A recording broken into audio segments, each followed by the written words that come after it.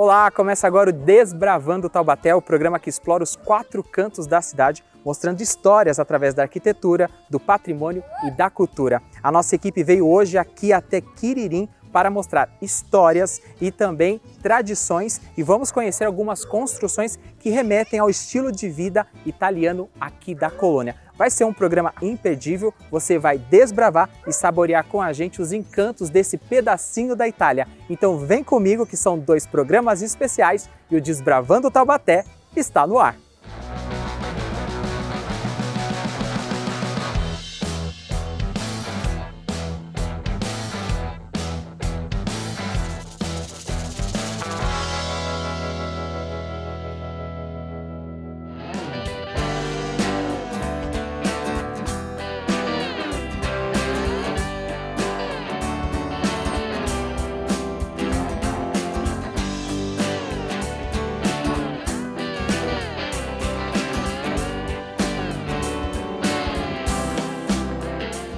Chegamos aqui a Quiririm para conhecer um pouco mais da cultura, da história da colônia italiana aqui na região de Taubaté.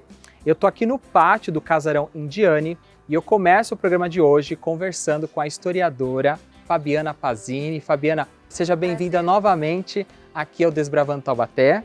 Qual que é o contexto socioeconômico da época que fez com que os imigrantes saíssem da Itália e chegassem aqui ao Brasil? A gente vai entender o porquê que vieram tantos imigrantes italianos para cá quando a gente olha um pouquinho da história da Itália.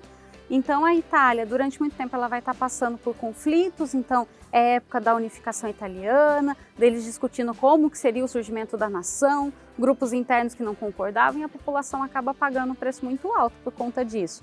Então várias famílias se aventuravam a entrar nesses navios, que não era uma viagem fácil, era uma viagem que durava meses, uma viagem longa, uma viagem muito cansativa, e vinham para o Brasil para fazer uma nova vida. Se a gente conversar com toda a população aqui, que descende desses italianos, todos eles vão ter em comum uma história de bastante luta, de bastante trabalho, de bastante superação.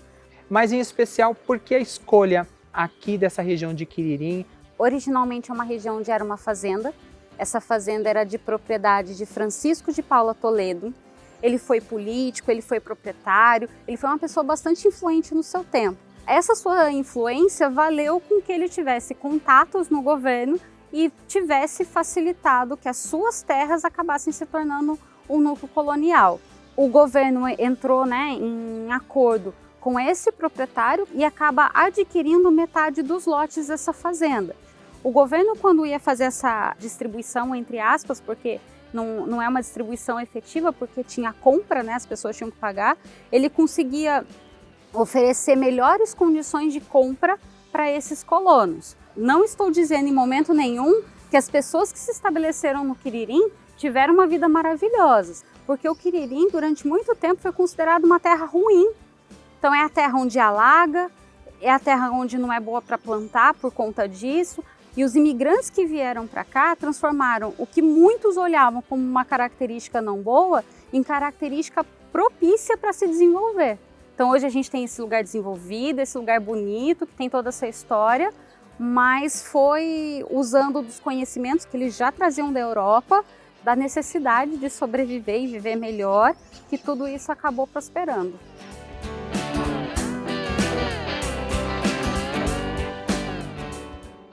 Fabiana, esse processo de colonização já tem mais de 130 anos, desde o primeiro núcleo de colonos que vieram para cá. Essa mudança que os italianos fazem aqui em Quiririm vai gerar consequências também, logicamente, em Taubaté, em toda a região. Qual que é a importância desse desenvolvimento aqui local de Quiririm para todo o contexto regional? A gente tem aqui no Quiririm, se a gente for recorrer à nossa história, nascimento de um distrito. A gente tem as fábricas, a gente tem a economia daqui como uma economia viva e que se transformou ao longo do tempo. Então, se no começo a gente tinha lá as plantações de batatas, a plantação de arroz, a fabricação de cordas, isso vai se transformando e a região continua economicamente ativa. E o que mais chama a atenção aqui desse legado que vem da Itália, esse pequeno pedaço da Itália aqui no Brasil, o que mais está no dia a dia dessa comunidade aqui em Quiririm? A gente vê a cultura muito presente, seja por dança, seja pelas comidas, seja pelos hábitos ainda muito presentes. Se a gente olha a festa que acontece todos os anos, né, a festa da imigração italiana, também é pela junção dos moradores daqui. E essa junção, né, a gente sabe que num grupo grande de pessoas podem existir as divergências, mas o que tem em comum é o orgulho pela cultura e é o orgulho pelas raízes que eles têm. O senso de pertencimento das pessoas daqui é bonito de se ver. E essa unidade, essa integração, esses valores comuns que estão aqui na comunidade de Quiririm, que a gente vai continuar desbravando no programa de hoje, e a gente vai falar na sequência de um dos pontos mais importantes aqui que liga a história dos colonos à terra, que é a questão da agricultura. Fica por aqui que o Desbravando Taubaté tá imperdível.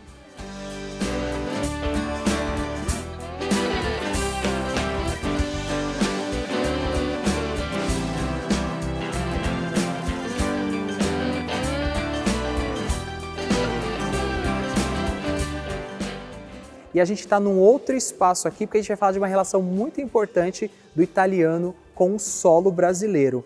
Que museu que nós estamos aqui, Éder? Museu da Agricultura, museu criado em 2004 para mostrar e contar um pouco do que foi o trabalho desses imigrantes italianos com a chegada deles aqui no século XIX, justamente na lavoura, no plantio e na sobrevivência com a principal atividade econômica da época.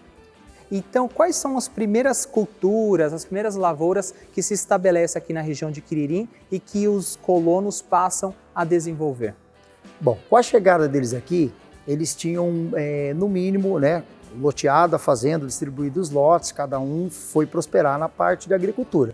Então, as principais atividades eram olaria, plantação de café e bem próximo dessas lavouras de plantação de arroz, várzea de arroz, batata era muito fácil prosperar. Então, vocês estão aqui no Museu da Agricultura, nós vamos perceber que esses maquinários que estão aqui provam a existência disso tudo que a gente está falando. Aqui a gente tem desde a pá colheitadeira de arroz, que também é uma atividade que eles executavam aqui, e entre outros equipamentos que eram usados justamente para a plantação aqui nesse local.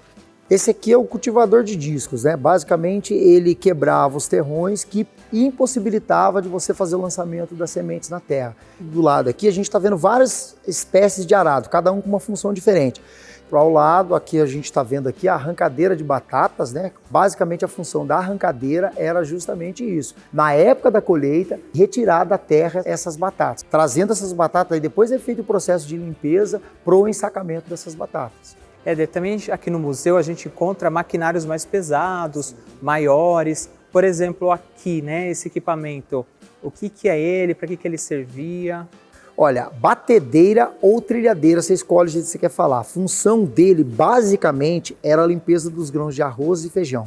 Eu tiro do solo esse feijão, arroz com casca e tudo, coloco na parte de cima, ela vai fazer uma espécie de uma triagem e vai descer na parte de baixo já totalmente eliminando os grãos e a sujeira. Então cai limpo só para o ensacamento. Esses equipamentos eram fabricados aqui no Brasil? Eles vinham de outros lugares do mundo? Como que era feita a compra desses equipamentos? Olha, segundo o próprio relato, eles eram fabricados aqui no Brasil mesmo. Era através da indústria de transformação, mas não especifica o nome da indústria que fazia. Mas chegava através de encomenda para que eles utilizassem aqui na fazenda. E nesse galpão aqui tão coberto, era para estocar os produtos? Qual que era a ideia daqui? A ideia era fazer estocagem de todo tipo de semente e grãos que era colhido da própria agricultura local aqui, né?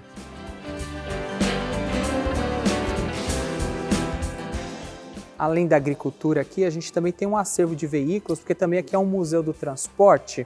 Também essa ideia de retratar os automóveis utilizados durante o processo de colonização? Exatamente isso. Alguns carros, eles fazem jus com a época também, né? Porque a gente tem 1888, 1891, a chegada de boa parte dos italianos. Aí a indústria consegue, a partir de 29, nós temos aqui um exemplo de um carro, o Ford Bigode, tem a placa de 29, mas ele foi construído em 32. Porque é o início no Brasil do começo da indústria automotiva, porque antes disso você tinha o quê? A sobrevivência através da agricultura, né? Que era a única atividade econômica.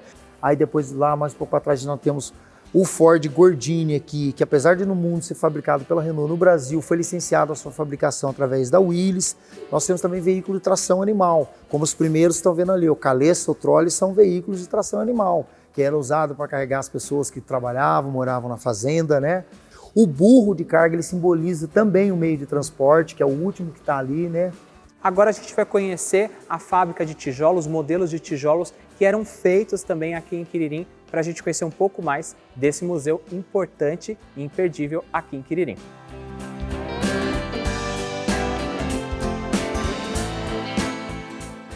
Temos um acervo importante aqui, Éder, que são de tijolos. A maioria das famílias optou pela agricultura, mas parece que a família Indiani saiu um pouco dessa coisa formal e padrão?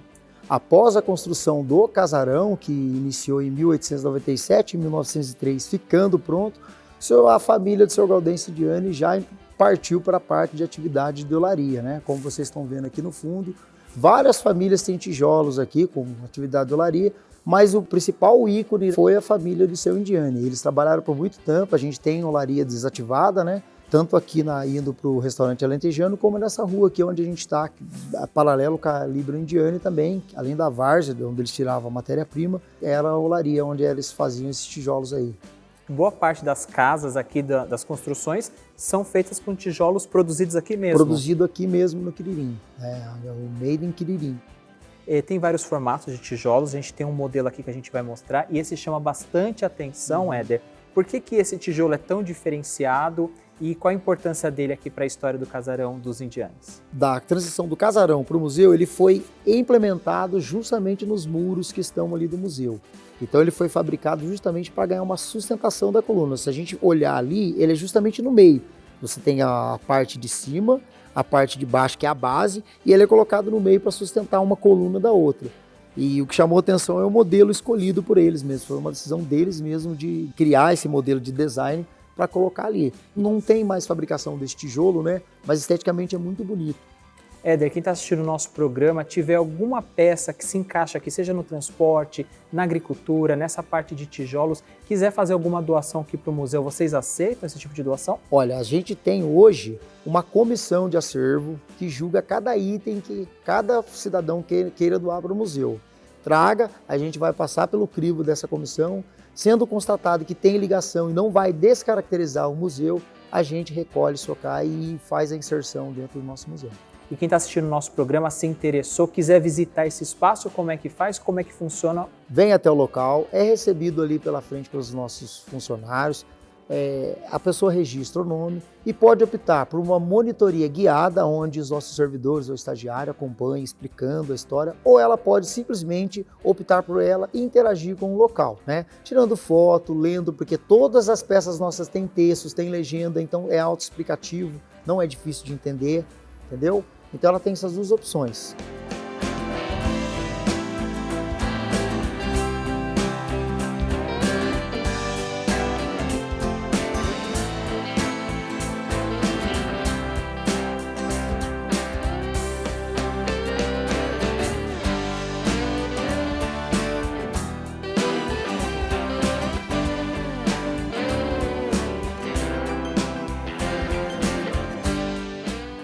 E aí, tá gostando do nosso programa especial sobre Quiririm? Agora é hora do nosso quiz para você que ficou ligadinho no primeiro bloco do nosso programa.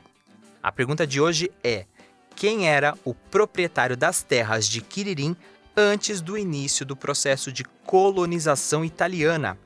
Letra A, José Pistilli, letra B, José Indiani ou letra C, Francisco de Paula Toledo?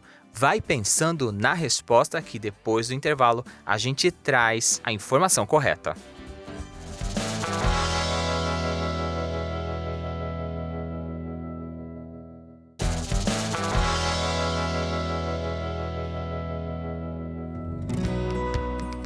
Durante o intervalo você ficou pensando na resposta e agora eu vou trazer a resposta correta do nosso quiz. Antes do intervalo eu perguntei para você, quem era o proprietário das terras de Quiririm antes do início do processo de colonização italiana? As respostas eram as seguintes: letra A, José Pistilli, letra B, José Indiani ou letra C, Francisco de Paula Toledo. A resposta correta é a letra C, Francisco de Paula Toledo. Parabéns para você que acertou, está acompanhando o nosso programa. Continue por aí que tem mais especial Quiririm para você.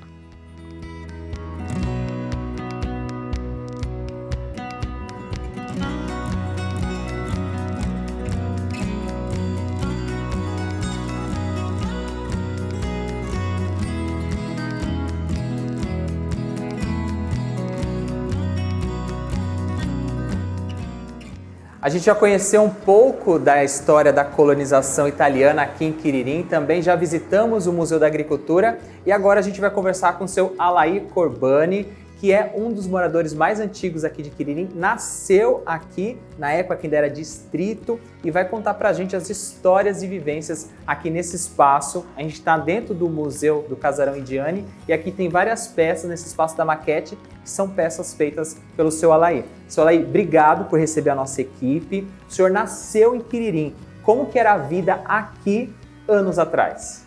A vida aqui era bastante trabalho, muita alegria dos italianos, sabe?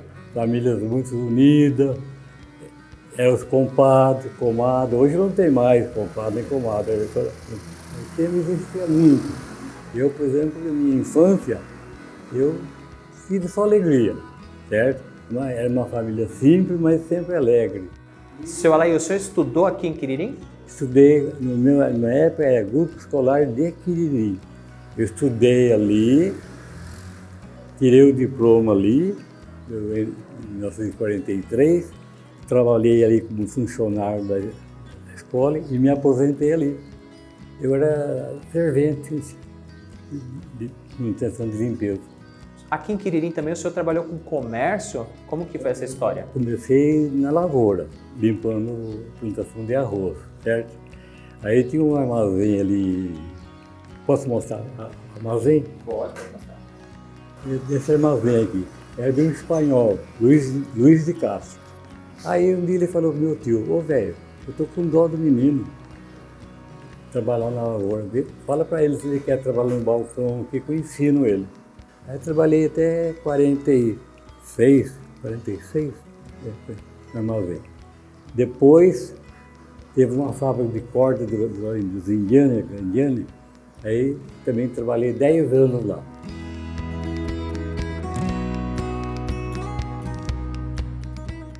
Aqui o senhor chegou a casar, ter filhos? É uma história. Demorei para namorar, sabe? Andava para Taubaté, aqui era difícil. Aí eu trabalhava na fábrica, aí o senhor Maurício Indiano falou: olha aí, é o seguinte, as meninas vêm trabalhar aqui e você até 11 horas, mais ou menos, 10 e 11 horas, aí você fecha a fábrica e vai acompanhar elas de casa em casa. Vai entregar ela na casa dela. E nesse espaço de entregar, surgiu o namoro. E aí o senhor casou então com ela? Casei com ela. E quantos filhos vocês tiveram? 3. O primeiro é síndrome de Down, sabe? E 2 filhas. E vivi 52 anos com ela.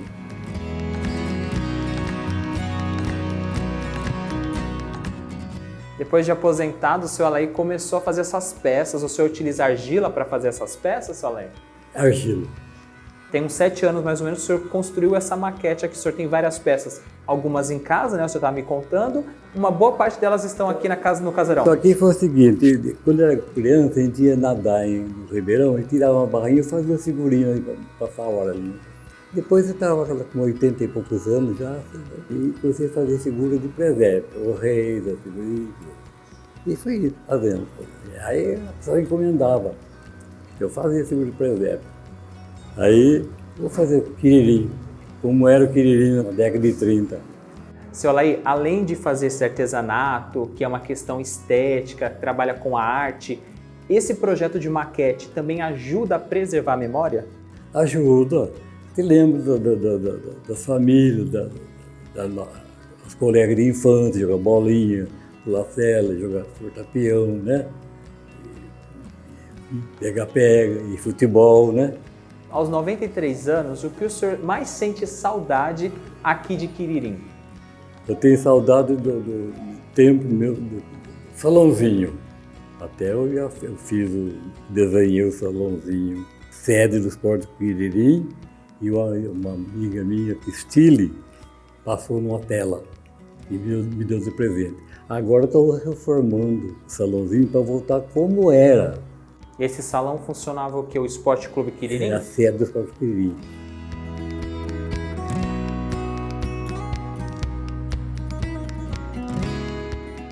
E E agora então a gente vai conhecer um pouco mais dessa exposição que mostra Quiririm nos anos 30. Essas peças aqui foram produzidas pelo seu Alair.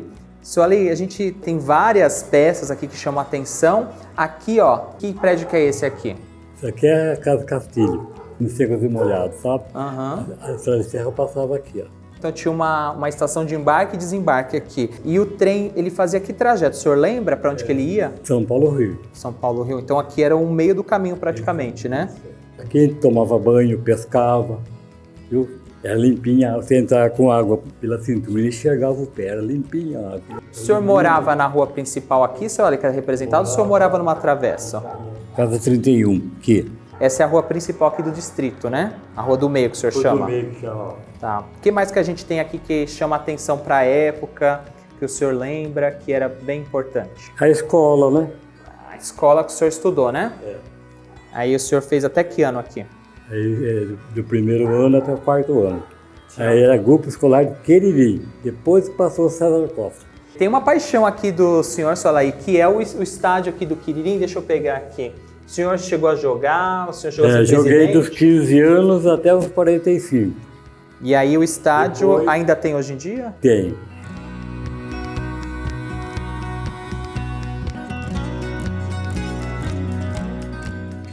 Então, se você gostou de conhecer um pouco mais dessas peças, dessas histórias, a exposição Quiririm nos anos 30 está aqui no Casarão Indiane, aqui na região do Quiririm, e você pode vir conhecer essas peças que o seu Alair produziu e também outras histórias que estão aqui no Casarão. Venham conhecer, que vale muito a pena.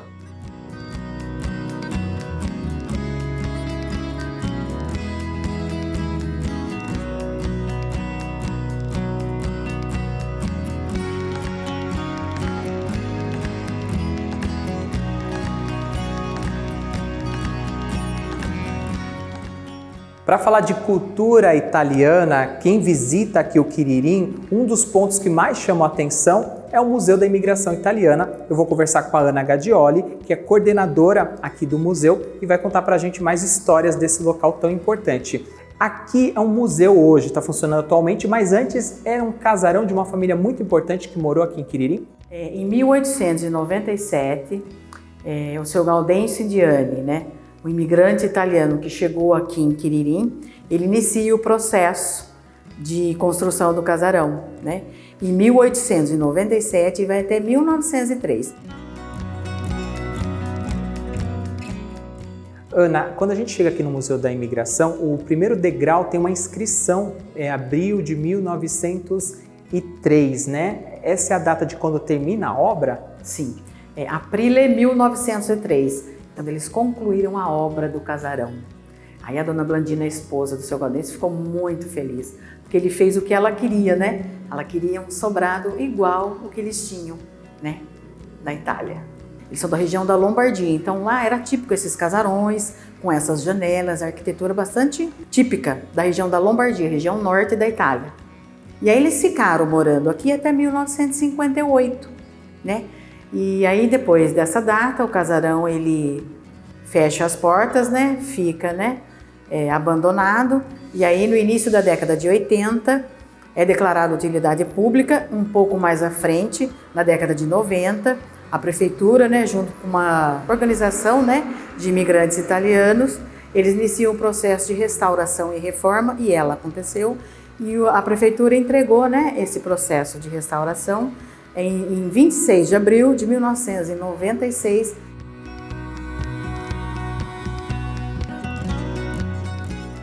Ana, além de servir como residência oficial dos indianos aqui, também funcionaram duas atividades econômicas nesse espaço que nós estamos? Ah, sim.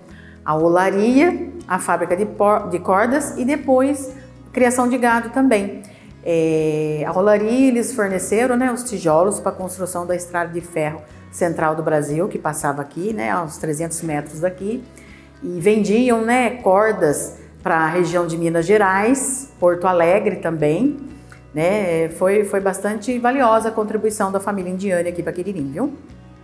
Essa família mostrava um certo status, algum tipo de ostentação em relação aos outros moradores aqui da época, ou era uma construção muito comum, todas as famílias tinham aqui naquele período? Essa é uma construção bastante significativa. Era o início da alvenaria, né? Porque era tudo de taipa, né? As outras,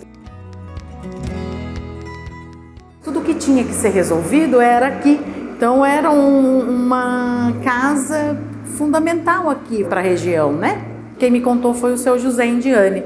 Ana, por todas as histórias que a gente tem aqui, por todo esse simbolismo, você acredita que a família Indiani que viveu aqui foi uma família muito feliz e próspera? Sim, muito felizes, muito. E eles se davam bem com todos aqui, né? Da região, do Quiririm. Era uma família benquista, né? Eles gostavam muito, né?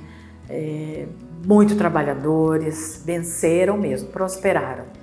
O museu é muito importante para a história da imigração italiana, para toda essa região aqui do Quiririm e também para Taubaté e região. Do seu ponto de vista, Ana, qual que é a importância desse museu para todo esse contexto que a gente está conversando? As pessoas vêm visitar, nossa, é muito bem visitado.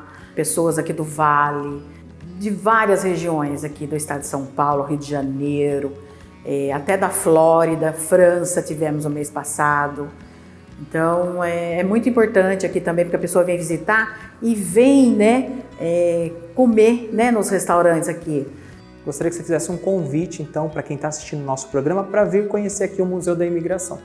Venham, né, conhecer aqui o casarão. Nós temos a visita monitorada, né? A gente acompanha a visita guiada, e a gente funciona aqui de terça a sexta, das 9 ao meio-dia e da 1 às 17, sábado, domingo e feriado, das 11 às 4. E se quiser, né, temos o telefone 12 3686 4864, quiser entrar em contato com a gente, né, estaremos à disposição.